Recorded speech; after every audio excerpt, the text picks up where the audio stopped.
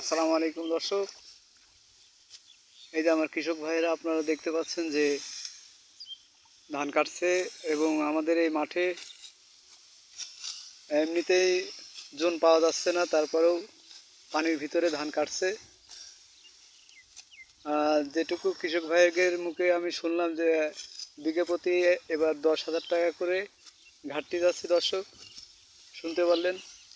এই এই আজিজুল ভাই, আসেন আসেন, একটু আমার দর্শক ভাইদের বলেন, এদিকে আসেন। তুমি আসো। হ্যাঁ বলছি যে এই যে আপনারা ধান কাটছেন ভাই, হ্যাঁ এবার আপনাদের এই ধানে এবং লসের হার বেশি না লাভের হার বেশি? লসের আর বেশি। যদি সরকার যদি ধানের দামটা যদি ঠিক রকম রাখতো তাহলেই চাষি বেঁচে যেত।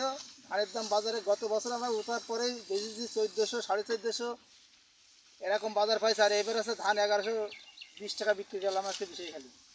আচ্ছা, তাহলে ধান তাহলে আপনার তা 600 650। তাহলে বিঘে প্রতি আপনার কত লসের ভিতরে? আনুমানিক আছে বিঘা প্রতি টোটাল মিলে চাষের আছে যে অন্তত 12 14 15 হাজার টাকা লস হবে।